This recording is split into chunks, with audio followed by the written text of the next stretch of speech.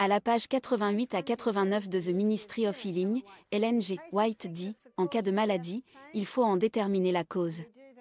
Les conditions d'hygiène doivent être modifiées et les mauvaises habitudes corrigées.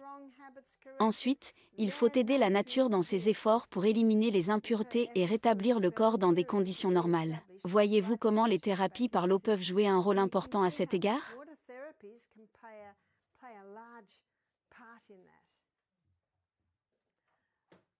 On m'a posé une question sur le prolapsus. Les bains de siège sont-ils utiles en cas de prolapsus? Tout à fait. Mais, comme vous pouvez l'imaginer, cela demande un peu de travail. Mais les bénéfices dépassent largement les efforts consentis. Mais voici quelque chose d'utile à savoir sur le prolapsus. Barbara, qu'est-ce que le prolapsus? Il peut y avoir un prolapsus du côlon ou de l'utérus. Nous luttons constamment contre la gravité qui nous tire vers le bas. Et si une personne a des muscles internes et abdominaux forts, elle n'aura pas de prolapsus. Les traitements par la chaleur et le froid peuvent certainement revitaliser les muscles. Mais le plus important, c'est l'exercice. Et les muscles n'ont pas d'âge. Cela signifie que vous ayez 9 ou 90 ans, vous pouvez avoir des muscles forts. Un vieux remède contre le prolapsus est le suivant. Disons qu'il s'agit d'un bras, d'une jambe ou d'un genou. Disons qu'il s'agit d'un fauteuil. Et vous mettez une planche dessus. Une planche comme celle-ci. Et un oreiller ici. Maintenant, je dois arranger ça, je vais le rendre un peu plus petit. Vous mettez un oreiller ici et la personne s'allonge comme ça. Et elle sera très heureuse parce que cela va la corriger. Désolé, je n'ai pas bien dessiné. Le corps est ici. Les genoux sont là. Et les pieds descendent comme ceci. Les pieds descendent comme ça. Pouvez-vous imaginer ce qui se passe avec votre prolapsus? Il se corrige de lui-même. Souvent, il suffit de s'allonger sur cette planche pendant 10 minutes par jour.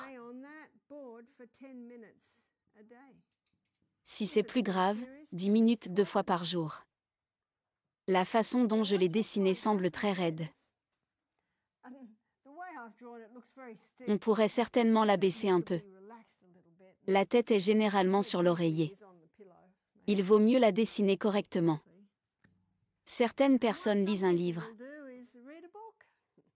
Ou écouter de la bonne musique ou quelque chose comme ça. Qu'il s'agisse d'un prolapsus du côlon ou d'un prolapsus de l'utérus, c'est la même chose. Vous vous souvenez que j'ai dit que la semaine prochaine, ils allaient mettre en place des programmes pour les gens? Et d'après tout ce que je vous montre ici, vous en prendrez un peu ici et là. Dans le cas d'un prolapsus, il est évident que nous avons besoin d'un sang dynamique pour guérir. Il faut donc veiller à bien s'hydrater et à suivre un régime alimentaire nutritif. Dormir suffisamment chaque nuit pendant 8 heures. Et comme vous le verrez, pas de stimulants qui vont extraire les minéraux de l'organisme. Prendre des bains de soleil, s'allonger au soleil tous les jours. Il peut être agréable de s'allonger sur une planche inclinée au soleil, tout en prenant un peu d'air frais. Mais le simple fait de s'allonger à l'extérieur et d'exposer la région abdominale au soleil est bénéfique. Plus votre peau est foncée, plus vous pouvez vous exposer au soleil, comme nous le verrons lorsque nous étudierons la lumière du soleil. Et bien sûr, si vous êtes impatient d'obtenir des résultats, vous pouvez le faire 3 fois par jour. Il ne faut pas exagérer, mais je ne pense pas que quiconque veuille s'allonger comme ça pendant plus de 10 minutes. Autre chose, ayez pitié de moi sur ce point. Je ne suis pas un grand dessinateur. Disons que c'est votre lit. Et disons que chaque soir, pendant que vous priez Dieu, vous prenez cette position.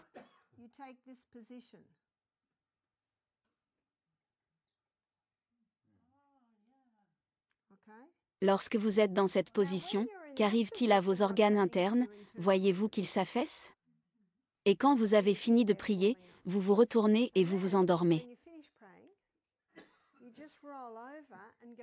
Savez-vous ce que cela signifie? Vos organes internes restent en position toute la nuit. Et si vous vous levez pour aller aux toilettes, c'est une bonne idée de prier à nouveau dans cette position. Vous n'avez probablement besoin de rester dans cette position que pendant environ 5 minutes pour vous assurer que les organes internes sont en place, puis vous vous couchez et vous vous endormez. Vous pouvez certainement rester dans cette position plus longtemps. Il y a donc des choses très simples à faire en cas de prolapsus. Il suffit de prendre un peu de temps. Vous savez ce que nous avons découvert, et une femme en a témoigné. Disons que son prolapsus disparaissait généralement au bout d'1 heure. Lorsqu'elle a commencé à faire cela, elle restait dans la salle pendant 53 minutes. Le lendemain, elle y restait 55 minutes. Le jour suivant, elle tombait toutes les heures. Voyez-vous ce que cela implique, à savoir qu'à chaque fois qu'elle le faisait, elle restait dans le vagin un peu plus longtemps? Imaginez maintenant que cela dure 1 mois. Quelques minutes par jour pendant 1 mois et il reste de plus en plus longtemps à l'intérieur. C'est ainsi que cela fonctionne. Et quelques femmes âgées qui sont déjà décédées m'ont dit que c'est ainsi qu'elles ont guéri leur prolapsus. De nos jours, l'option consiste à subir une intervention chirurgicale et à mettre en place un treillis. Et il y a eu de nombreux témoignages de personnes qui ont été blessées par ce treillis. Qu'en est-il de la fièvre? Il faut se souvenir de 3 choses à propos de la fièvre. Premièrement, c'est votre ami. Qui a créé le corps pour qu'il ait de la fièvre? Dieu. La fièvre est une réaction naturelle du corps. N'oubliez donc pas que la fièvre est votre amie et qu'elle a une raison d'être. Elle a un but. Quel est son but? Lorsque le corps se réchauffe, savez-vous qu'il produit 2 fois plus de globules blancs? La circulation se fait beaucoup plus rapidement dans le corps. Qu'est-ce que cela signifie? Le corps dispose de plus d'oxygène, de plus de nutriments et de plus d'eau. Plus de déchets sont éliminés. Deuxièmement, et au fait, la chaleur intense a la capacité de tuer certains microbes nocifs dans le corps. L'eau éteint le feu.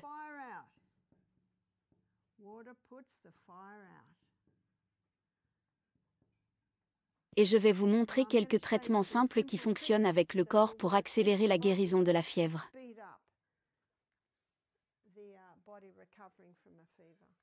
Troisièmement, lorsque tous les déchets sont brûlés, le feu s'éteint.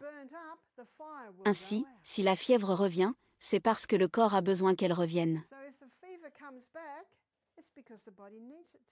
Et si elle revient tous les jours pendant 7 jours? C'est qu'elle a encore du travail à faire. Lorsque le travail est terminé, le feu s'éteint.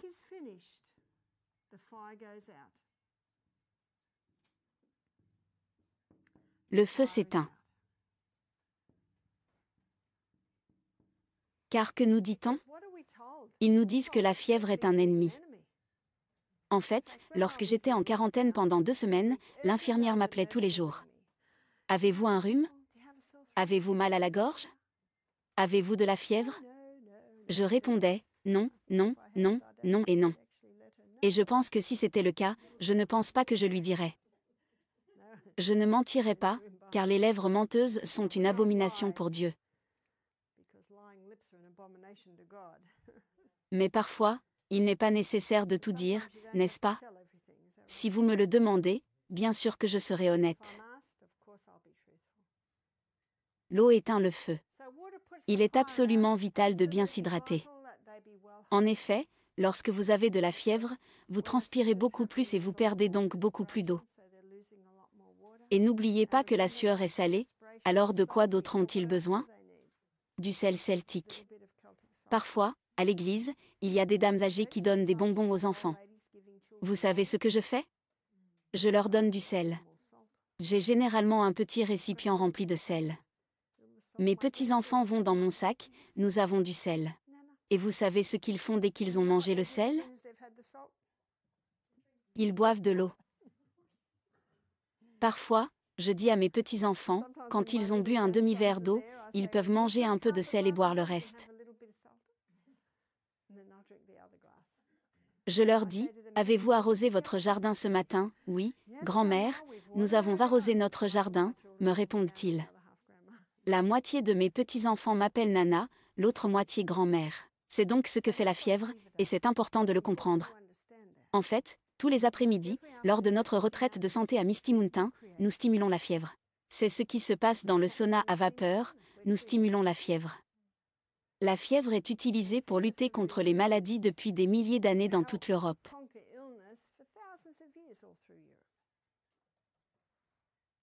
La fièvre a également pour effet de stimuler la production de globules blancs par la moelle osseuse. Il existe 5 types différents de globules blancs. Les neutrophiles. Les neutrophiles représentent environ 60% des globules blancs.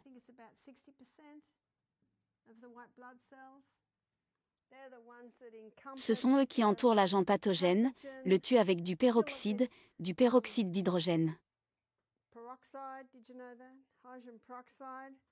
En fait, ils abandonnent leur vie. Et c'est ce qui est expulsé. Les globules blancs morts, ce sont tous les neutrophiles qui viennent d'abandonner leur vie pour vous. Et puis il y a les monocytes. Et les leucocytes. Non, les lymphocytes, désolé. Leucocyte est le nom donné à tous les globules blancs, je voulais dire lymphocytes. Les lymphocytes sont les globules blancs produits par le système lymphatique. Le système lymphatique élimine les déchets des tissus, nous y reviendrons plus en détail plus tard dans la semaine. Lorsque les lymphocytes éliminent les débris tissulaires, ils retournent dans les ganglions lymphatiques où ils se trouvent. Mais il y a aussi des lymphocytes qui flottent dans le sang. Les lymphocytes sont les éclaireurs et ils sont toujours à la recherche de problèmes. Ils disent aux neutrophiles qu'il y a un problème ici, qu'il y a un problème dans le doigt de ce type, qu'il y a un problème ici, qu'il y a un problème dans ses poumons, ce qui attire d'autres cellules dans la région. Les basophiles sont les autres globules blancs.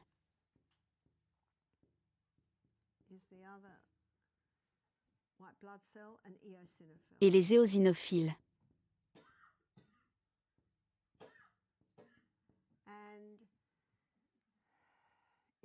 Les éosinophiles représentent environ 2%. Les basophiles représentent environ 3%.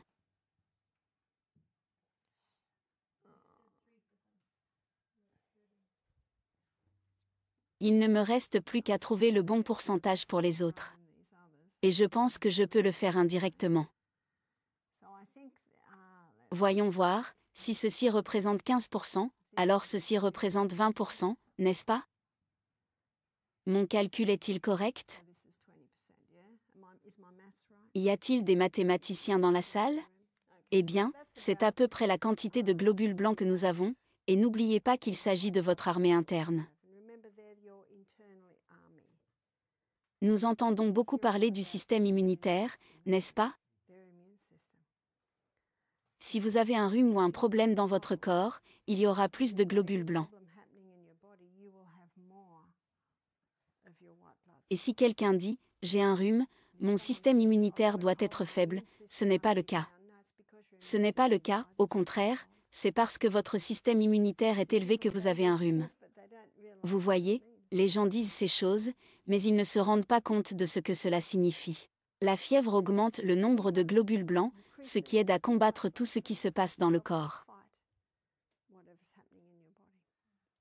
Notre corps est conçu pour se guérir lui-même, nous avons un système immunitaire extraordinaire. Mais il arrive que le taux d'éosinophiles soit trop élevé. Or, les éosinophiles sont les transporteurs de l'histamine.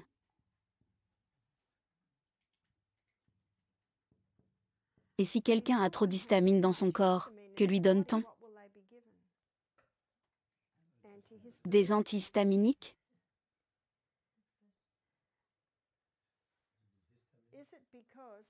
Désolé, il devrait y avoir un « A » ici, n'est-ce pas? Cette augmentation est due à une allergie. Lorsque le taux d'histamine est élevé, il s'agit d'une réponse du système immunitaire à une allergie.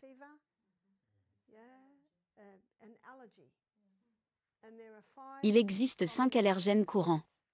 Vous constaterez que dans de nombreuses maladies, ces 5 allergènes courants jouent un rôle. Les cacahuètes, et rappelez-vous ce que nous avons dit ce matin, ce n'est pas vraiment la cacahuète, qu'est-ce que c'est? C'est la moisissure contenue dans la cacahuète. Deuxièmement, les produits laitiers. Il n'y avait pas autant d'allergies aux produits laitiers lorsque le lait était cru et provenait de vaches biologiques. Mais je dois vous dire que nous sommes la seule créature qui boit le lait d'une autre créature, n'est-ce pas? Et le lait est destiné aux bébés. Alors si on me demande, quel lait buvez-vous? Je réponds, je suis sevré, j'ai des dents, je mange des aliments solides. Et le troisième est le blé. Je reviendrai plus en détail sur ce sujet dans d'autres conférences, mais dans les années 1950, le blé a été hybridé. Il a fait l'objet de croisements intensifs pour produire une plante à haut rendement. Pourquoi a-t-on fait cela? Soi-disant pour faire face à la crise de la famine en Afrique, en Inde et au Mexique. En fait, les recherches ont été menées principalement au Mexique. Et lorsqu'ils ont produit cette plante de blé à haut rendement, avant de pouvoir la récolter, la tige s'est cassée parce que le rendement était trop élevé. C'est pourquoi, aujourd'hui, le blé ne pousse qu'à cette hauteur. Sa tige est épaisse, ce qui lui permet de supporter un rendement élevé. Barbara, la tige est-elle plus courte? Oui, elle est plus courte. Barbara, je suppose qu'ils utilisent un produit chimique pour raccourcir les tiges. Oh oui, et il y a aussi un produit chimique qui inhibe leur croissance. Que avons-nous donc en plus de cela? Il y a aussi un produit chimique. Et c'est ce blé qui est utilisé aujourd'hui. Et il a été adopté à la hâte sans étude de sécurité. Barbara. De plus, comme le réseau de racines ne s'enfonce plus aussi profondément dans le sol, il n'absorbe plus autant de nutriments du sol. C'est exact, il n'absorbe pas autant de nutriments. L'autre facteur est qu'il est généralement cultivé avec du glyphosate ou du Roundup. Ces produits chimiques inhibent les microbes du sol, les empêchant ainsi d'extraire les nutriments du sol et de les transférer à la plante. Le blé pose donc de nombreux problèmes aujourd'hui.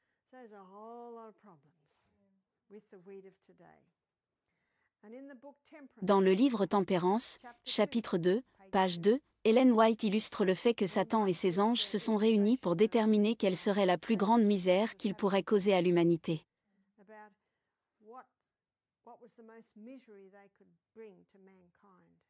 Et Satan lui-même a conçu un plan.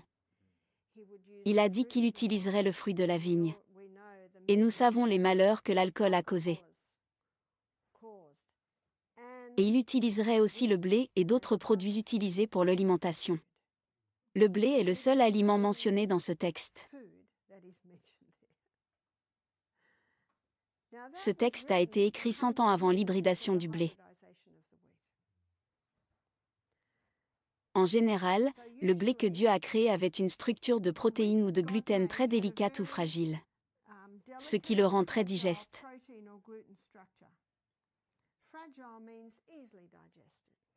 On ne sait pas exactement quand, mais il y a probablement quelques milliers d'années, ce blé original appelé einkorn s'est hybridé avec une mauvaise herbe des champs et a donné naissance à la souche Emma du blé. Vous voyez qu'il n'est pas si fragile? L'emmé est le blé qui a fait l'objet de croisements intensifs et qui a donné naissance à un blé hybride.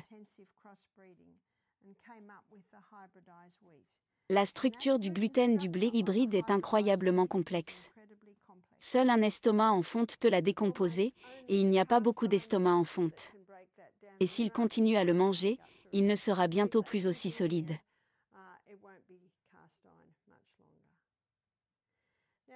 Si cette farine est transformée en levain, qui est une culture, ce processus décompose la protéine ou le gluten du grain et le rend moins complexe.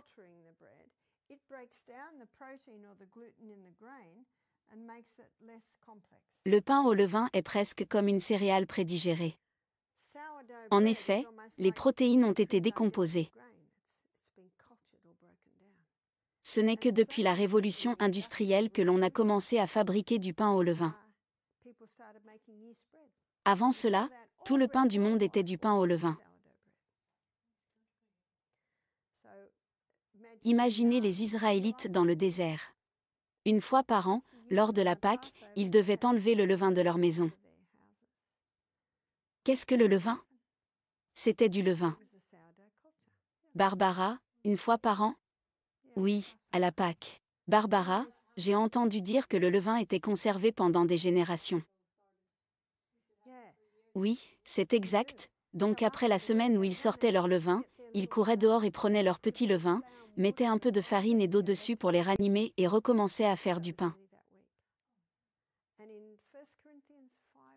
La Bible dit dans 1 Corinthiens 5:6, « Ne savez-vous pas qu'un peu de levain fait lever toute la pâte ?» Cela fait référence au levain. Et je crois que c'est dans Luc que Jésus raconte une parabole sur le royaume des cieux, qui ressemble à une femme qui a pris son levain, l'a mis dans la pâte et a fait lever toute la pâte. La Bible fait donc référence au pain au levain. Certaines personnes m'ont dit, mais Ellen White a dit que nous ne devions pas manger de pain au levain. Je leur demande, où cela est-il écrit? Ellen White dit que le pain ne doit pas être lourd et aigre, mais léger et doux. Elle ne parle pas de pain au levain. Elle parle du pain qu'on a laissé trop lever et qui est devenu lourd et aigre. Excusez-moi Barbara, je voudrais juste faire une remarque. Lorsqu'ils ont manipulé le blé, mes parents étaient de grands agriculteurs au Kenya. Ils ne l'ont pas fait pour aider les Africains. Ils l'ont fait dans le cadre de la nouvelle pensée libérale, afin de pouvoir tout utiliser pour les Africains. Mes parents, comme je l'ai dit, étaient de grands agriculteurs. Tout s'est arrêté. Nous avions l'habitude de cultiver du blé, des tournesols et d'autres produits dans cette région. Avez-vous pu conserver vos semences? Oui Barbara, mais maintenant tout a été tellement manipulé qu'on ne peut plus cultiver comme avant, et puis le sol est très épuisé. C'est vrai, le sol est épuisé. C'est vrai. C'est vrai. C'est tout à fait vrai. En plus de ce qu'ils ont fait en Afrique, les laboratoires pharmaceutiques viennent faire des expériences sur les Africains, plus que dans n'importe quel autre pays. Il n'est pas étonnant que les Africains soient malades. Le jour du jugement dernier viendra et ils devront rendre compte à Dieu de ce qu'ils ont fait. Barbara, c'est ce qui nous réconforte. Oui, c'est cela. Maintenant, l'épeautre. L'épeautre est un hybride sauvage du blé en mai. L'épeautre a donc une structure protéique moins complexe.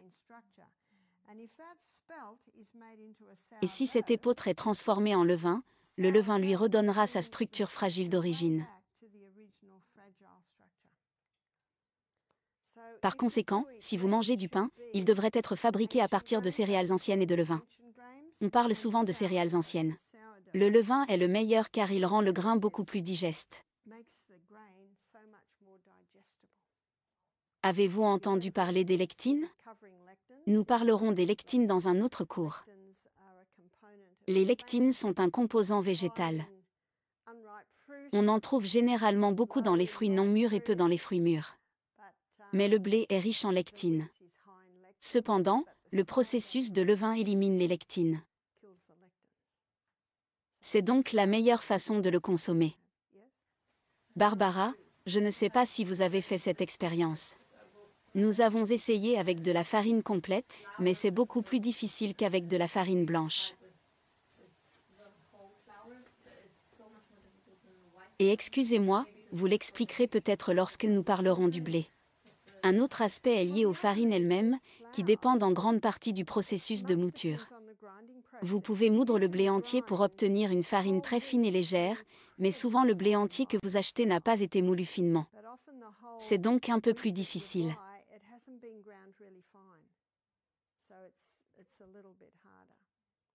Mais nous, eh bien, j'achète 5 kg d'épeautre blanc et d'épeautre complet, et je fais généralement les deux, et cela donne une bonne pâte pour faire du pain.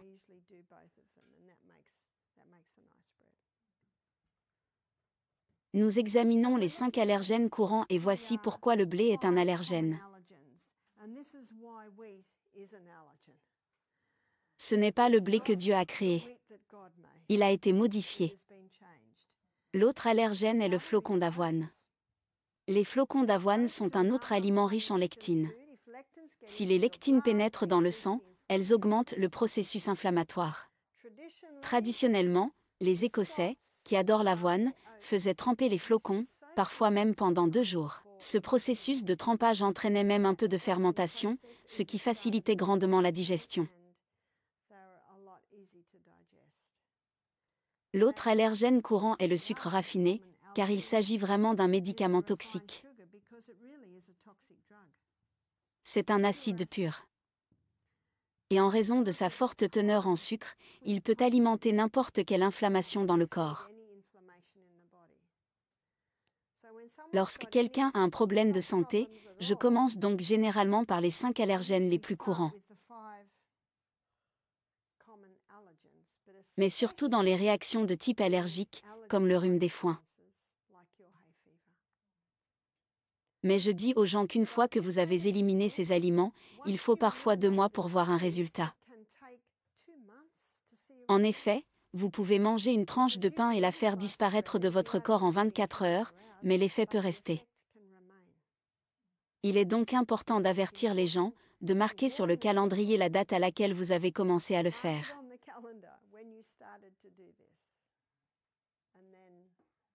Ensuite, il faut observer pendant 2 mois. Une femme dont le bébé souffrait d'eczéma est venue me voir. Comme elle était nourrie à 100% au sein, je me suis assise et j'ai discuté avec elle pour lui suggérer d'arrêter de consommer ses allergènes. Elle a cessé de consommer ses allergènes. Au bout d'1 mois, elle m'a dit « Mon bébé a toujours de l'eczéma ». Je lui ai dit « Oui, mais attendez encore un peu. Vous voyez, cela prend du temps. Ne nous lassons pas de faire le bien. Nous récolterons si nous ne nous évanouissons pas. » Exactement 2 mois plus tard, elle m'a envoyé une photo de son bébé, et la peau était magnifique. Il faut donc du temps. Maintenant, si une personne arrête de consommer cela pendant 1 mois et mange une tranche de pain, devinez quoi? Vous revenez à la case départ. Il faut recommencer les 2 mois. Ainsi, surtout s'il s'agit d'enfants souffrant d'eczéma ou de rhume des foins, ils réagissent toujours à l'élimination de ces allergènes. Et ce n'est pas nécessairement pour toujours.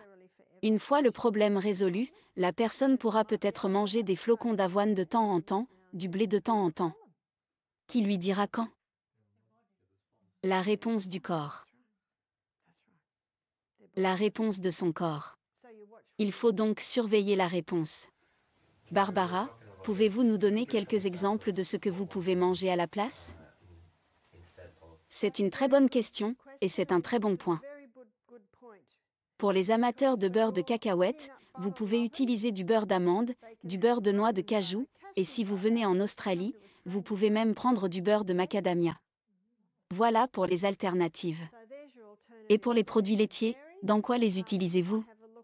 Généralement dans les céréales, le thé et le café. Nous vous avons déjà parlé du thé et du café, nous vous avons dit qu'il valait mieux les jeter, peut-être, envisager un meilleur petit déjeuner, comme celui que nous avons pris ce matin. Un petit déjeuner différent. Et si quelqu'un veut y ajouter du lait, il peut utiliser du lait de coco ou faire son propre lait de cajou. Troisièmement, le blé. L'épeautre est une excellente alternative au blé. Mais je sais que l'on peut trouver de l'épeautre en Amérique. On peut aussi trouver du kamut ou du blé jorassan. Je ne sais pas si c'est avec un M ou avec 2 M.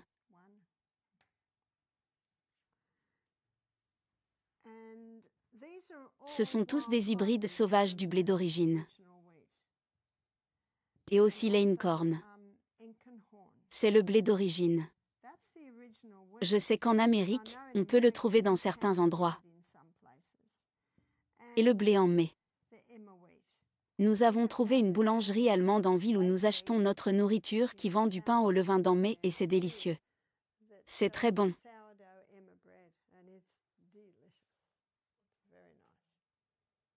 Voici donc quelques-unes des céréales que vous pouvez utiliser à la place du blé. Que pouvez-vous faire à la place des flocons d'avoine? Excusez-moi Barbara, est-ce que ce serait de l'einkorn? Oui, l'einkorn. J'ai vu des gens l'appeler ankenkorn. Et dans certains livres, on l'appelle einkorn. J'avais l'habitude de dire ankenkorn, puis j'ai lu un livre qui l'appelait einkorn. Alors, eh bien, einkorn. Le granola que nous utilisons lors de notre retraite santé ne contient pas de flocons d'avoine, parce que nous n'utilisons aucun de ces aliments allergènes lors de notre retraite, et si quelqu'un dit « mais j'adore les flocons d'avoine et c'est bon pour moi », vous savez ce que je lui dis? Mangez des flocons d'avoine. Votre meilleure réponse est votre propre corps. Certaines personnes peuvent le supporter, d'autres non. C'est pourquoi, afin que notre cuisinier ne prépare pas de la nourriture pour telle ou telle personne, nous les éliminons pour que le cuisinier puisse préparer des aliments que tout le monde peut manger. Ainsi, au lieu des flocons d'avoine, nous avons fait tremper du sarrasin et nous avons découvert que nous ne pouvions le faire tremper que pendant 2 heures environ. Il devient collant, il faut bien le rincer et le déshydrater pendant 24 heures. Il devient alors croquant. Et cela donne un très bon granola. Barbara, peut-on déshydrater au four ou seulement dans un déshydrateur? Dans un déshydrateur. Si vous le faites au four, vous devrez essayer d'abaisser la température à environ 100 degrés Celsius. Et le faire tremper dans de l'eau froide. La plupart des fours ne descendent pas en dessous de 100 degrés Celsius. Notre four, mon four, ne descend pas en dessous de 120 degrés. C'est donc un peu élevé. Mais avez-vous vu la cuisinière à bois dans le coin? C'était ma cuisine pendant 12 ans lorsque je vivais dans la forêt tropicale. Et il pouvait se déshydrater correctement sur le chauffage d'en bas. Donc oui, pour le faire dans le four, il faut une chaleur très, très basse. Par ailleurs, si vous voulez alterner et faire une purée, vous pouvez faire une purée de millet. Le millet donne une délicieuse purée. Le millet est une céréale qui ne contient pas du tout de lectine. Mais l'idéal est d'acheter du millet décortiqué. Vous savez peut-être qu'il faut environ 3 tasses d'eau pour chaque tasse de millet, n'est-ce pas Casper?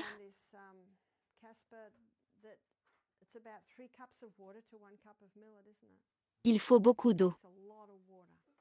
Et si vous ne mettez pas assez d'eau, c'est trop sec. Et vous voulez qu'il soit bien lisse, comme de la purée de flocons d'avoine. Nous servons du millet lors de notre retraite et nous l'accompagnons de pommes au four, de salades de fruits, de crème de poire, de crème de noix de coco et de garniture, et nos invités adorent ça. Nous aimons donc, et il ne faut pas l'oublier, que la nourriture que vous servez lors de votre retraite enseigne à vos invités comment manger lorsqu'ils rentrent chez eux, les alternatives qu'ils peuvent avoir.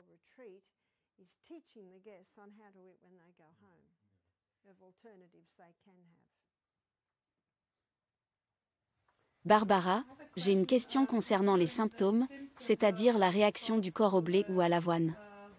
Je vois beaucoup de gens qui ne savent même pas qu'ils ont un problème avec cela parce qu'ils ne savent pas quels sont les symptômes qui en découlent. Vous avez raison, et c'est un bon point. Les 2 symptômes les plus courants sont le brouillard cérébral et les ballonnements, et beaucoup de gens vivent ainsi. Et où le diable veut-il nous attaquer? Là où nous communiquons avec Dieu. Je dis toujours, je donne toujours un défi aux gens et c'est un bon défi à donner à vos invités de santé. Ils viennent de passer une semaine avec vous sans ces aliments. Ils n'ont plus qu'à passer 5 autres semaines de la même manière. Le défi consiste donc à s'arrêter, à s'abstenir pendant 2 mois et j'aimerais vous suggérer de le faire vous-même. Vous aurez alors une histoire à raconter.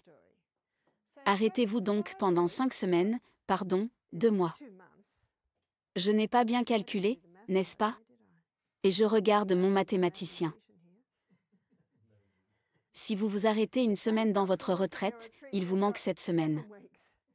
Mon mari serait horrifié. Il vérifie toujours mes calculs, qui ne sont parfois pas très bons. Il m'a dit que mes maths étaient un vrai gâchis. Mon mari est mon critique le plus sévère, mais je sais que si je le réussis, je peux réussir n'importe qui. Parfois, lorsque je parle et que je dis quelque chose, il est derrière avec le stylo et le papier, et je me dis, oh mon Dieu, qu'est-ce que j'ai dit? Et il me le dit fidèlement. Barbara, donc avec les flocons d'avoine, c'est la lectine qui pose problème? Il semble que ce soit le cas. Eh bien, il semble qu'il y ait deux choses. La première est qu'ils ne sont pas assez cuits. Et certaines personnes disent, ce n'est pas grave, parce que je mange des flocons d'avoine rapides ou précuits. Saviez-vous que ce n'est pas différent? Ce n'est pas différent. L'amidon ne se décompose pas au cours de ce processus, mais si vous le faites fermenter ou si vous le faites tremper ou cuire longtemps, les lectines sont désactivées. J'ai constaté que l'avoine ne pose pas autant de problèmes que le blé, mais je préférerais ne pas l'utiliser dans nos retraites. Et encore une fois, si les gens les aiment et s'en sortent bien, lorsqu'ils sont chez eux, ils peuvent certainement le faire. Les deux céréales qui ne contiennent pas de lectine sont le millet et le sorgho. Traditionnellement, le sorgho n'était cultivé que pour nourrir les vaches, mais on a découvert qu'il ne contenait pas de gluten. Et en Australie, avez-vous entendu parler du Weet-Bix? En Australie, la Sanatorium Health Food Company, une entreprise adventiste du 7e jour, est célèbre pour son Weet-Bix. Elle fabrique un Weet-Bix sans gluten à base de sorgho.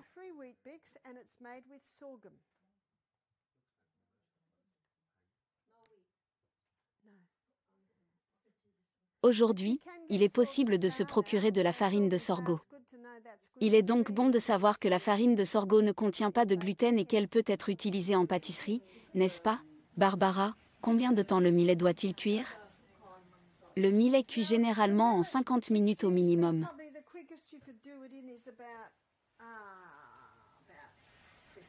Barbara, il me faut environ 2 heures, et ensuite je fais une petite boîte de cuisson et je la mets dedans, j'y mets aussi le riz.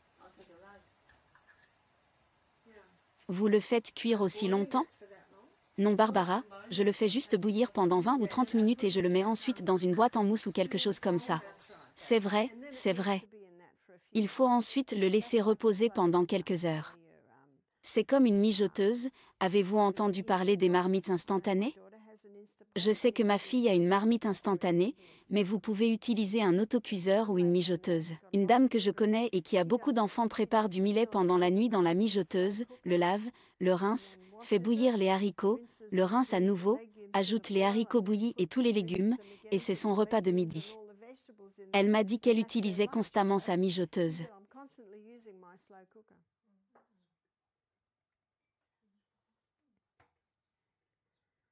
Voici donc les 5 allergènes les plus courants. Si quelqu'un a une allergie, cela peut être une allergie aux moisissures, aux produits chimiques ou à certains aliments.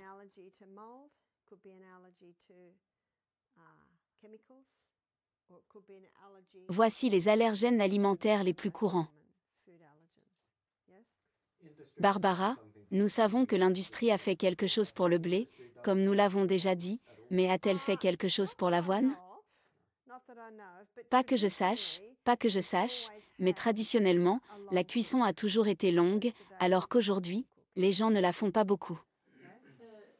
Barbara, je m'interrogeais sur le sucre auquel Ellen White faisait référence lorsqu'elle écrivait que lorsqu'on conserve des fruits pour l'hiver, on peut utiliser un peu de sucre, juste ce qu'il faut pour les conserver.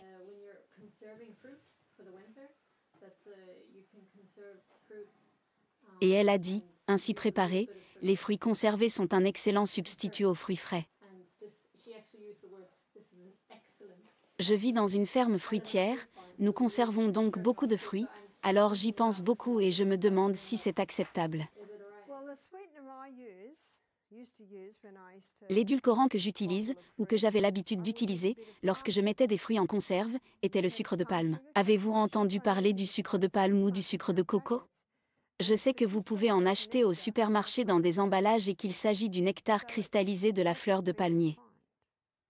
Il n'a donc pas été raffiné comme le sucre et ne contient pas de produits chimiques. Je sais qu'en Australie, on utilise beaucoup de produits chimiques pour cultiver la canne à sucre.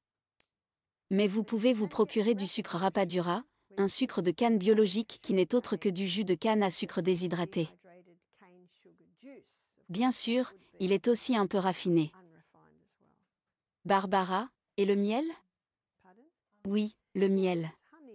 Le miel est excellent, mais il faut du miel pur. Et je ne conseillerais pas le miel si vous luttez contre le cancer, ou si vous avez un problème de levure, ou si vous essayez de perdre du poids, ou si vous êtes diabétique.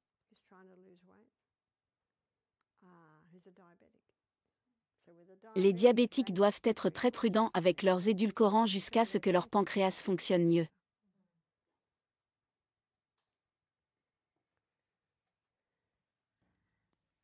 L'une des raisons pour lesquelles le taux d'histamine est élevé est que le taux d'éosinophile est élevé en raison d'une allergie.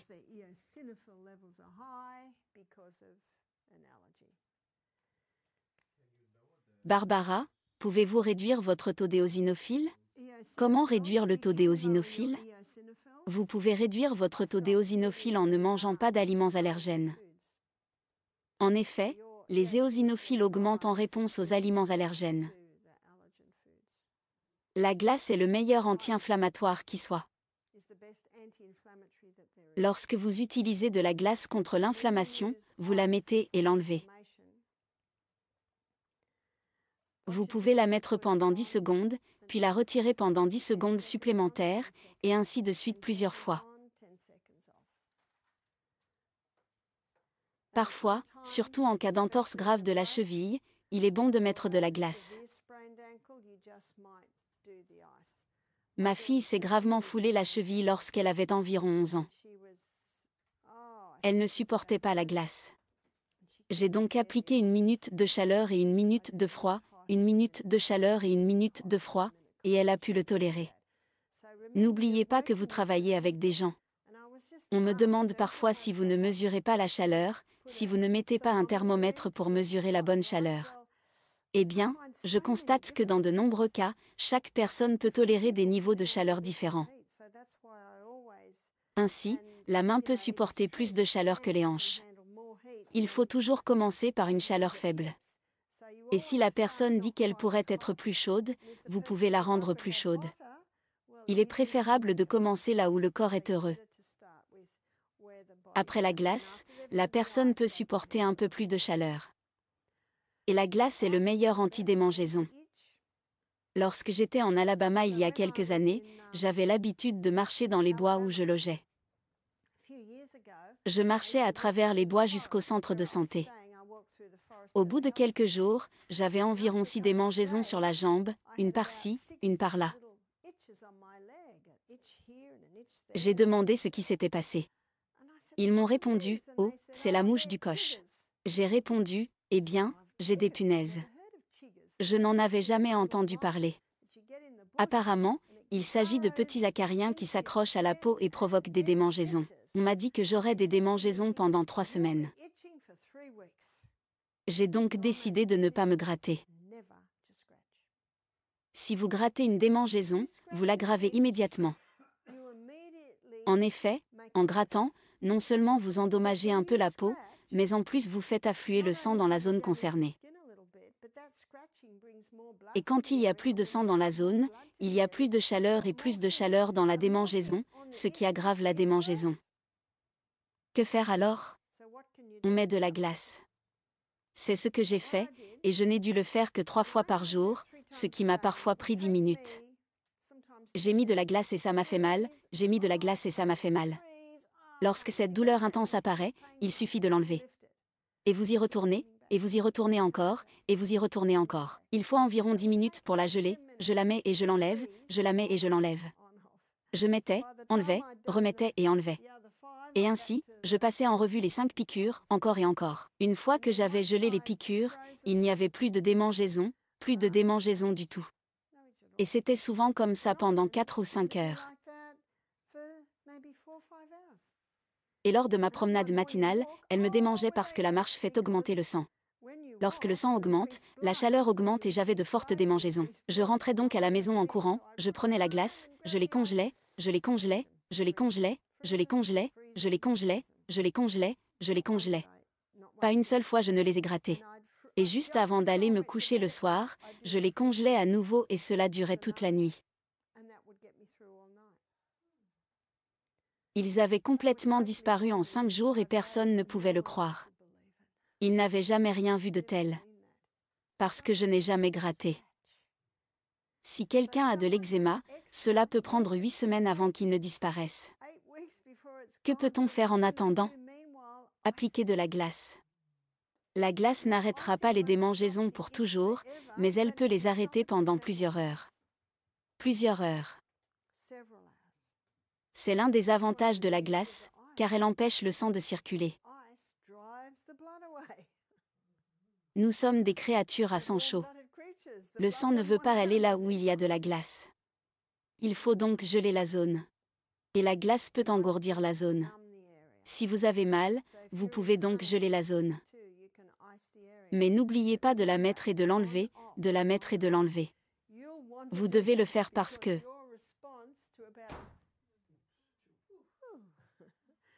votre réaction à une dizaine de secondes de glace est une douleur intense. Qu'est-ce que votre corps vous dit maintenant? Vous lui donnez une pause et vous recommencez, mettez-la et enlevez-la. Un moyen facile de le faire est de mettre des glaçons dans un sac à fermeture à glissière. Ainsi, vous n'aurez pas d'eau partout. Vous pouvez aussi utiliser un bloc de glace dans une petite serviette ou un chiffon. Ce que j'ai découvert en traitant avec des personnes atteintes d'herpès, et beaucoup de personnes sont atteintes d'herpès, c'est qu'une fois que vous avez le virus de l'herpès à l'intérieur de vous, il y reste pour toujours.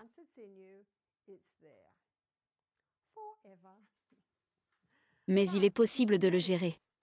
J'ai donc vu des personnes atteintes d'herpès mettre en œuvre les lois sanitaires de sorte qu'au lieu d'avoir une poussée d'herpès mensuelle, elles commencent à l'avoir tous les 6 mois. Et cela a tendance à se produire, généralement sur les parties les plus sensibles du corps, comme les lèvres. La lèvre est une partie sensible du corps. Je n'ai jamais eu d'herpès labial, mais mon mari en a eu un. Et il s'est avéré qu'il était plus douloureux une fois qu'il avait éclaté. Lorsqu'il éclate, de petites cloques apparaissent. Les cloques se brisent et la douleur est alors très intense. Si cette personne applique de la glace dès qu'elle ressent la moindre gêne, cela peut empêcher son développement. Barbara, de la glace dans la bouche? Oui, j'ai dit dans la bouche. Ne trouvez-vous pas phénoménal que la glace puisse empêcher l'herpès de se développer? Une femme avec laquelle je travaille a de l'herpès sur ses parties intimes.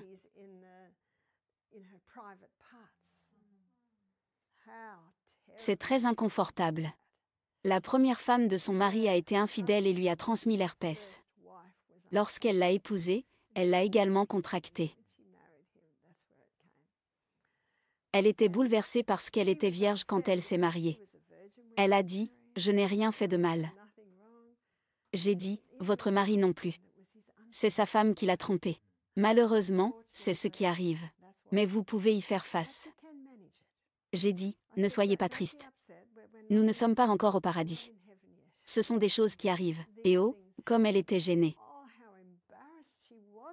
Elle ne voulait presque pas m'en parler.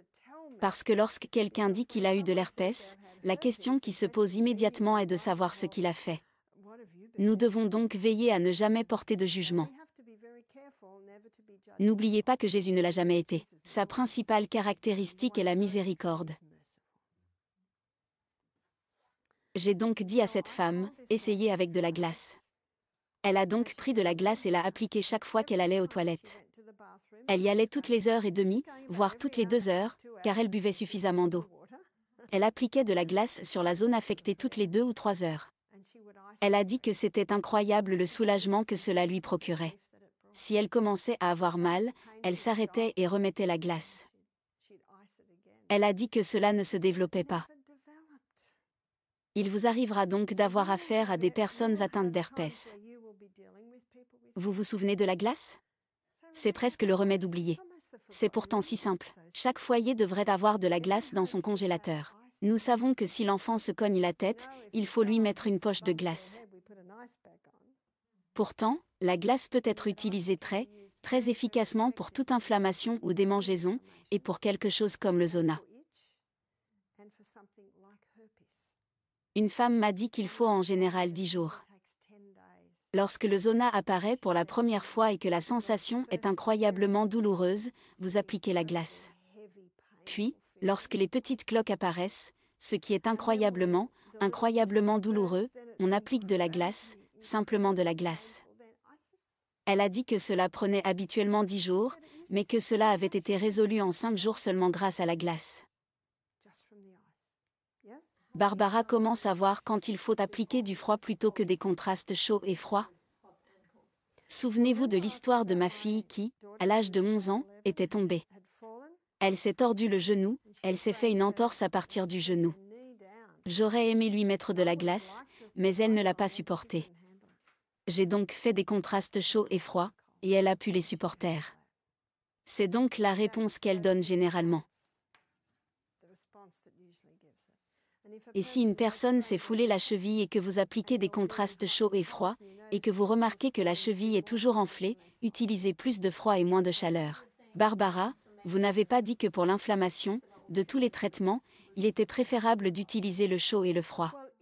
Eh bien, si le gonflement du corps ne diminue pas, il faut utiliser plus de froid. C'est pourquoi il faut observer la réaction. Un jour, on m'a appelé pour voir une petite fille qui venait de se faire piétiner par un cheval. Elle était très enflée.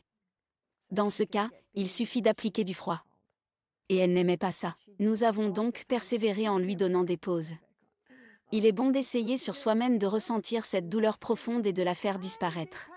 Et si vous avez une blessure à cet endroit, vous ressentez encore plus de douleur, mais finalement, cela la soulage. Il n'y a plus de douleur. Cela ne fait pas mal parce que cela engourdit toute la zone. Mais il faut continuer à alterner. Il faut s'adapter à la réaction du corps. En général, en cas d'inflammation grave, la glace est la meilleure solution, mais il arrive que tout le monde ne supporte pas la glace. Barbara, en ce qui concerne les contrastes entre le chaud et le froid, cela peut-il avoir des effets très négatifs de le faire pendant plus de 3 minutes et plus de 30 secondes? Tout dépend si vous avez besoin d'appuyer sur la zone concernée. Et lorsqu'il y a beaucoup d'inflammation qui se développe, il faut déprimer la zone parce qu'on ne veut pas qu'il y ait plus d'inflammation. Là encore, c'est la réaction du corps qui vous guidera. C'est elle qui vous le dira. Barbara, pour quelles personnes les contrastes chauds et froids peuvent-ils être nocifs?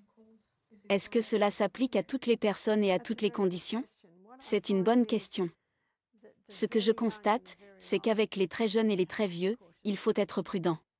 Mais il faut être particulièrement prudent avec les personnes qui n'ont pas de sensibilité au niveau des pieds. Il peut s'agir de diabétiques, de personnes souffrant de neuropathie périphérique, qui est un effet secondaire de la chimiothérapie, et de personnes ayant les pieds très froids. Il ne faut jamais mettre des pieds froids dans un seau d'eau chaude. Comment réchauffer leurs pieds? Vous mettez les pieds froids dans de l'eau chaude. Et vous pouvez peut-être réchauffer l'eau un peu plus. On peut aussi masser les pieds pour faire circuler le sang dans cette zone. Barbara, faut-il être prudent en cas de problème cardiaque? Je n'ai pas rencontré de tel cas. La prudence concerne plutôt la circulation. Si quelqu'un ne sent plus ses pieds et que vous mettez ses pieds froids dans de l'eau chaude, si quelqu'un a les pieds froids et que vous les mettez dans de l'eau chaude, vous risquez d'endommager les tissus. Il faut donc être très prudent. Lorsque nous parlons de cataplasme, nous envisageons une compresse de poivre de Cayenne pour la plante des pieds. Ainsi, s'ils ne peuvent pas supporter le chaud et le froid, ils peuvent appliquer une compresse de poivre de Cayenne, et c'est très sûr. Cela ne leur fera jamais de mal. Lorsque je fais un bain de pieds chaud, je mets le pied de la personne dans ma main. Je plonge d'abord ma main dans l'eau chaude, je sens l'eau, ce qui me donne une idée de la température, puis je regarde le visage de la personne. Et si elle essaie de l'enlever, je l'enlève immédiatement.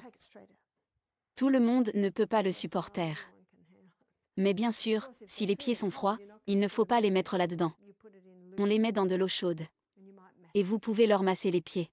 J'ai déjà massé des pieds froids et en 20 minutes de massage, ils étaient chauds. En effet, lorsque vous massez, vous attirez le sang vers la zone concernée. Vous vous souvenez de ce qu'est le sang? Le sang, c'est la vie. Le sang est le guérisseur. Pour être en parfaite santé, il faut que la circulation sanguine soit parfaite. Si une personne a les pieds froids, c'est qu'elle n'a pas une circulation parfaite. Une circulation parfaite signifie que tout mon corps est à la même température. Et je constate qu'il y a beaucoup de femmes. Par temps froid, elles portent de petites sandales. Elles ont les pieds froids. Une femme m'a dit qu'elle avait les pieds froids depuis des années. Et ses orteils étaient maintenant engourdis. Le sang nourrit les nerfs. Si le sang ne descend pas, si vous avez les pieds froids, le sang ne va pas aux pieds. Les nerfs commencent alors à mourir. Vous savez ce qui se passe ensuite? La gangrène. Les orteils commencent à mourir. Parce que le sang est la vie de la chair.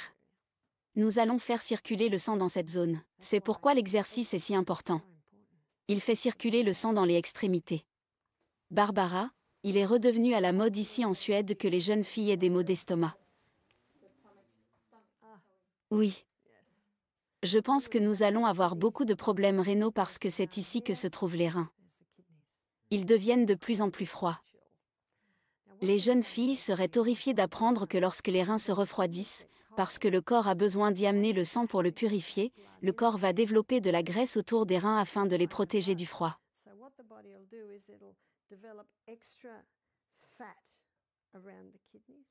Et les filles ne veulent pas de graisse. Une taille épaisse. Elles veulent une taille fine. Si vous voulez une taille fine, vous devez la garder très chaude. Parce que les reins doivent être chauds. Il y a une chose à laquelle je n'ai pas répondu l'autre jour. Je n'en ai pas parlé ce matin et je n'ai pas donné suite. Le plaisir. Vous vous souvenez que j'ai écrit « fun » au tableau? Vous vous souvenez que si Steve a dit à Harry le saint, « tu as enlevé tout le plaisir de la vie » ?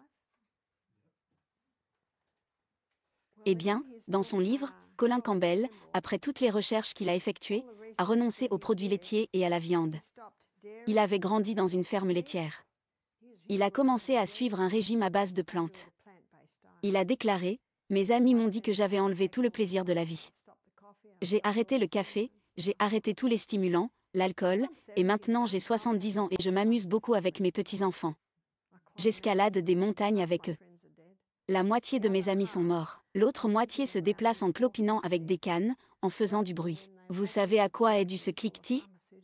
Tous les médicaments qu'ils prennent. Et il a dit « et je m'amuse ». Nous avons oublié ce qu'est le plaisir. S'amuser, c'est se sentir bien et profiter de la vie à chaque instant.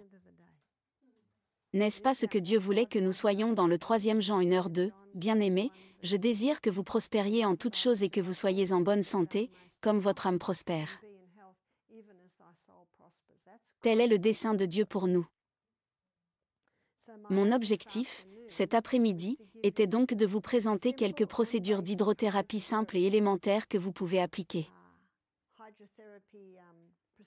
Mais il y en a une autre que j'aimerais faire, et je pense que nous avons le temps d'en faire une autre, et c'est l'enveloppement avec un drap mouillé. Il s'agit d'envelopper un corps dans un drap mouillé. Il s'agit d'une table, comme celle-ci par exemple. On place une couverture pliée en dessous. Ensuite, vous mettez un rideau de douche ou quelque chose comme ça, puis une couverture en laine. Puis on essore un drap mouillé et on le pose dessus.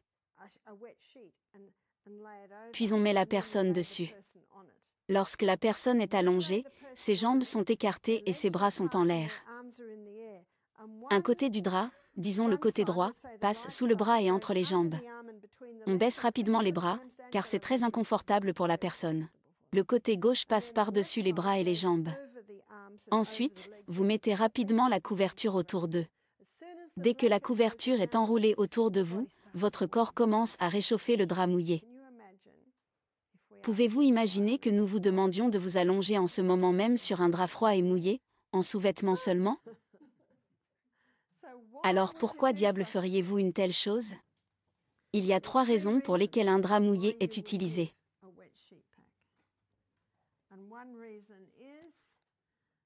La première est la fièvre. Vous vous souvenez que j'ai dit que l'eau éteint le feu? C'est le moyen le plus efficace de réduire la fièvre. Le problème avec la fièvre est que le corps ne peut pas se débarrasser de la chaleur assez rapidement. Ainsi, lorsque vous enveloppez le corps dans un drap froid et humide, gardez à l'esprit que l'inconfort sera très bref. C'est pourquoi il faut agir rapidement, car dès que la couverture de laine entoure le drap mouillé, la température commence à augmenter. Il suffit parfois de poser la main sur le drap pour qu'il soit chaud au bout de 10 minutes. D'où vient la chaleur? du corps. Vous avez puisé la chaleur dans votre corps. Et parfois, le simple fait d'être enveloppé dans un drap mouillé pendant 20 minutes suffit à faire baisser un peu la température. La personne se sent alors un peu plus à l'aise. C'est le moyen le plus efficace de faire baisser la fièvre.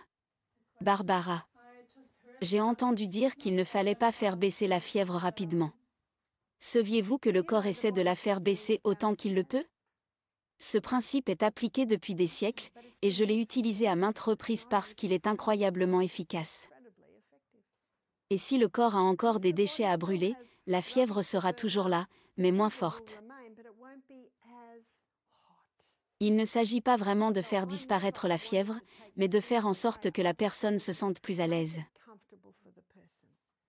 Je vous ai dit que j'avais pris du Covid pendant quelques jours et que j'avais de la fièvre. À aucun moment, il n'a été nécessaire de faire quoi que ce soit pour ma fièvre. Parce qu'elle n'a jamais atteint le point d'être incroyablement inconfortable. Et vous savez que lorsque quelqu'un est vraiment mal à l'aise, il commence à se tortiller. Il fait tout simplement trop chaud. Je ne prends jamais la température, je pose simplement ma main. Et je dis, c'est chaud, il vaudrait peut-être mieux faire un enveloppement humide. Barbara, je pense qu'une personne qui vit sainement ne ressent pas la fièvre autant qu'une personne qui vit mal. Je pense qu'ils ressentent la fièvre beaucoup plus que nous. Mais ce que j'ai également constaté, c'est qu'il peut y avoir des personnes qui vivent en bonne santé, mais qui ne vivaient pas de cette façon il y a 20 ans. Et le corps expulse les déchets comme il le peut. Je n'utiliserais donc un enveloppement humide que si la personne était incroyablement mal à l'aise. Un autre moyen de faire baisser la fièvre est de prendre un bain chaud. Ni chaud, ni froid. Juste un bain chaud. Lorsque la personne fiévreuse sort du bain, l'eau dans laquelle elle est entrée est plus chaude que lorsqu'elle y est entrée. En d'autres termes, l'eau a absorbé la chaleur du corps. Souvent, cela permet de réduire suffisamment la fièvre pour que la personne se sente à l'aise. Mais la chose la plus simple à faire pour faire baisser un peu la fièvre est de mettre les pieds de la personne dans de l'eau chaude. Les pieds d'une personne fiévreuse sont généralement froids. Lorsque vous mettez les pieds dans de l'eau chaude, la chaleur est transmise aux pieds et diminue. Et cela refroidit la tête. C'est très simple. Barbara, un bain froid serait donc trop radical? C'est exact, et il détesterait cela parce que c'est un trop grand choc pour le système. Il vaut mieux prendre un bain chaud. Barbara, qu'en est-il de l'enveloppement avec un drap mouillé? C'est la méthode la plus efficace. Comme vous pouvez l'imaginer, cela demande beaucoup plus de travail, mais c'est efficace. Vous utiliseriez donc le drap mouillé pour faire baisser la fièvre. Étudiant, vous utiliseriez un drap mouillé pour créer de la fièvre? Pourquoi créer de la fièvre? On crée de la fièvre pour accélérer un rhume. Donc, lorsque vous créez de la fièvre, vous faites un drap mouillé et vous mettez une bouteille d'eau chaude sur les pieds du patient. Au lieu de mettre une couverture, on peut en mettre 3. Et si c'est trop lourd, vous pouvez mettre 2 couvertures et un édredon par-dessus. Et vous créez de la fièvre. Car lorsque le corps atteint 40 degrés, la circulation sanguine augmente de 400%. Le métabolisme augmente de 400%. La moelle osseuse peut produire plus de sang, plus de globules blancs. C'est pourquoi la fièvre est utilisée depuis des siècles. En fait, il existe une forme de traitement du cancer qui consiste à prendre des bains de fièvre tous les jours pour générer cette chaleur. Quelle est la troisième raison d'utiliser un drap mouillé? Pour se détendre. Si une personne est très stressée, enveloppez-la dans un drap mouillé. Cette chaleur humide la détendra, car, rappelez-vous, normalement, le drap se réchauffe très rapidement. C'est pourquoi, si vous voulez l'utiliser pour la fièvre ou la relaxation, vous devez vous assurer que le corps est chaud, sinon cela ne fonctionnera pas aussi bien. Souvent, la personne s'endort dans l'enveloppement de drap mouillé parce que la chaleur humide est très apaisante pour les muscles.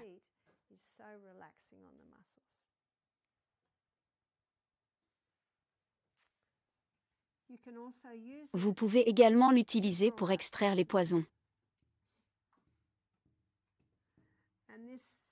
L'intention est la même, vous voulez créer de la fièvre. En effet, lorsque vous créez de la fièvre, la personne commence à transpirer. On peut donc créer de la fièvre pour accélérer le passage d'un rhume ou pour extraire des poisons.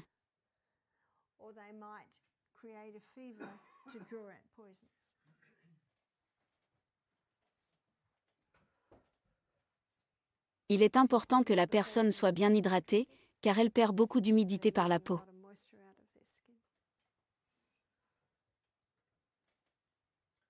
Barbara, quand on veut faire de la fièvre, le drap doit-il être chaud? Eh bien, même si vous le faites dans de l'eau chaude, au moment où vous étalez le drap, quand la personne est dessus, il est froid, à cause de l'air qui le touche. Barbara, la bouteille d'eau chaude sur les pieds est donc la clé? Oui, c'est la clé. Et s'ils ont un peu froid, demandez-leur de prendre une douche chaude pour se réchauffer avant de les envelopper dans le drap mouillé. Barbara, un drap froid est donc également utilisé pour faire monter la fièvre? Oui. En fait, dans tous les cas, le drap est froid. On ne peut pas faire autrement. Au moment où vous l'essorez et le mettez sur le lit, même s'il était chaud, il est maintenant froid, l'air le refroidit. Barbara, quand faut-il prendre une douche chaude? Si vous avez une personne mince qui a froid, vous lui donnerez une douche chaude, parce que vous voulez que son corps se réchauffe dans le drap froid. Barbara, et en cas de fièvre, il n'est pas nécessaire de réchauffer la personne, car elle est très, très chaude. Mais si vous créez de la fièvre, rappelez-vous, mettez la bouteille d'eau chaude sur le dessous des pieds, cela les réchauffera.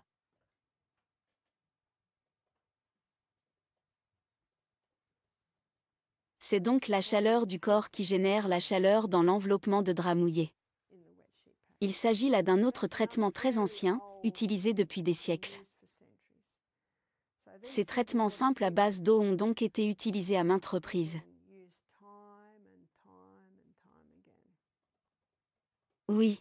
Barbara, la Bible parle-t-elle de thérapie par l'eau, d'hydrothérapie, dans l'un de ses versets? Eh bien, je n'ai pas vu qu'elle parlait spécifiquement des thérapies par l'eau. Sauf dans le cas de Naaman, qui a dû s'immerger 7 fois dans l'eau pour être guéri.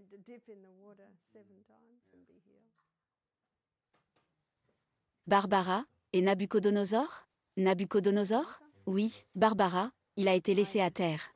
Ah, oui. Il y a de la rosée humide sur le sol.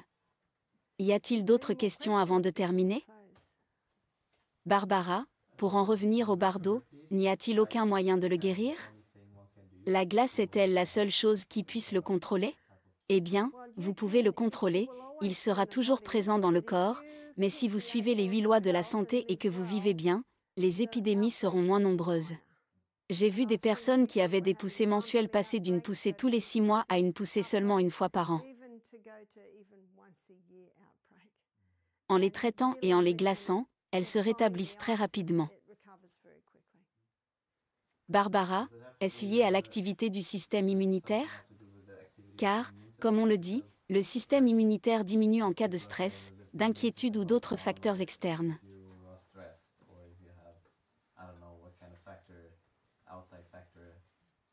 Eh bien, oui, cela peut certainement le déclencher un peu.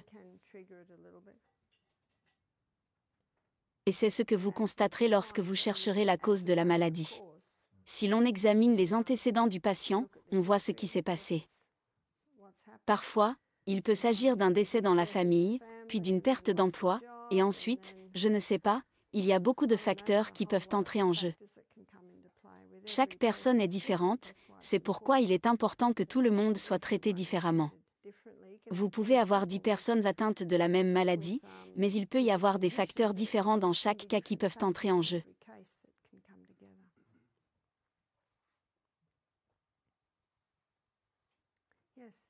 Barbara. Nous avons parlé tout à l'heure du système immunitaire et des globules blancs, mais qu'en est-il des tempêtes de cytokines, parce qu'on en parle assez souvent maintenant avec cette histoire de Covid? Qu'est-ce que c'est par rapport à ce dont nous avons parlé jusqu'à présent? Les tempêtes de cytokines sont en fait une réponse inflammatoire. Et toute réponse inflammatoire a une raison d'être. Il a également été établi que les seules personnes qui meurent du Covid sont celles qui ont des problèmes de santé préexistants. Une dame m'a dit, « Mais ma mère n'a que 50 ans, elle mange très bien, et elle était à l'hôpital, ils ont dû lui donner de l'oxygène. » Je lui ai alors demandé de me parler un peu de sa mère, de ce qu'il y a dans la maison où elle vit, et elle m'a répondu, « Oh, c'est une maison moisie. » Vous voyez qu'il y a un autre facteur ? Et n'oubliez pas ce qu'est la maladie. Le coronavirus est l'effort de la nature pour débarrasser le système des conditions qui surviennent en raison d'une violation des lois de la santé. Quelle loi cette femme avait-elle donc violée, peut-être par ignorance ? Elle respirait de l'air moisi. Et comme je l'ai dit, je pense que la première nuit, c'est parfois une mauvaise dent qui fait fuir le poison dans le corps. Il y a beaucoup de facteurs différents qui peuvent entrer en jeu, il faut donc creuser plus profondément. La Bible dit que « c'est de l'abondance du cœur que la bouche parle ». Prêtez donc attention à ce qu'elle dit. Je note souvent ce qu'il dit exactement, car ces paroles peuvent donner des indications dans certains domaines. Et vous avez aussi le Saint-Esprit qui peut vous donner de la sagesse et des conseils sur les domaines à explorer.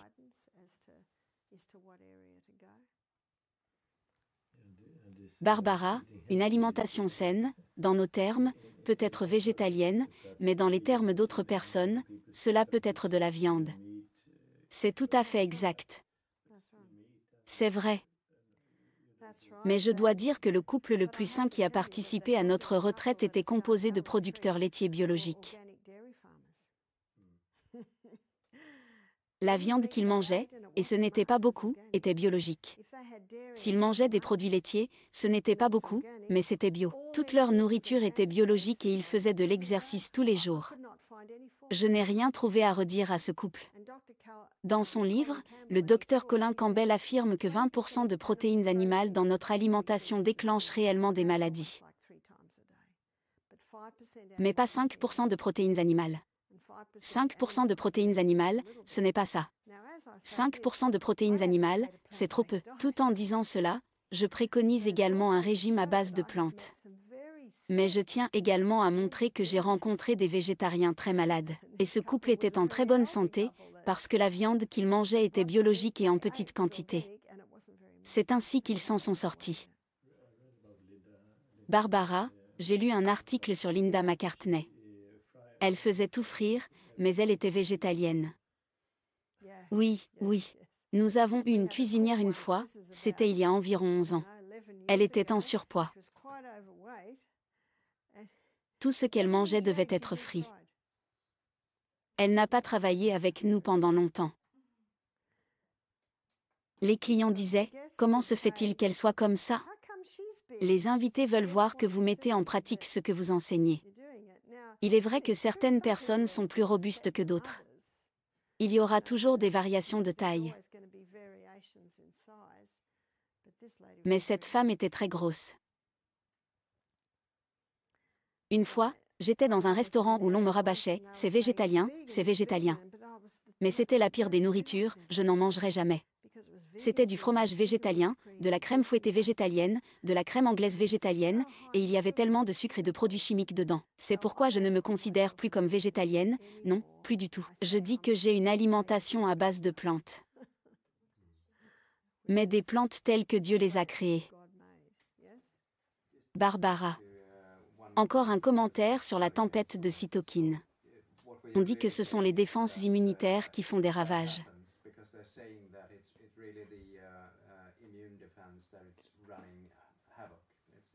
Mais il doit y avoir une raison pour laquelle elle fait des ravages. Oui, c'est barbare, et c'est là que je veux en venir. Ce que nous disons en réalité, c'est que les conditions dans le corps sont si mauvaises que le système immunitaire doit réagir. C'est exact. Ce n'est pas le coronavirus qui provoque une tempête de cytokines. Il peut s'agir de bien d'autres choses. C'est le cas de cette femme qui vivait dans une maison où il y avait des moisissures. Cela m'a intriguée, comment une femme en si bonne santé pouvait-elle tomber malade ? Et puis j'ai découvert pourquoi. Il est toujours intéressant d'enquêter et de découvrir les causes.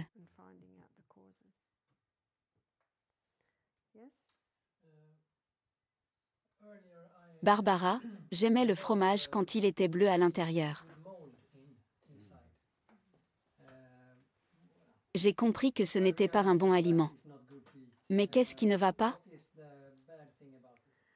Eh bien, le bleu est dû à la moisissure.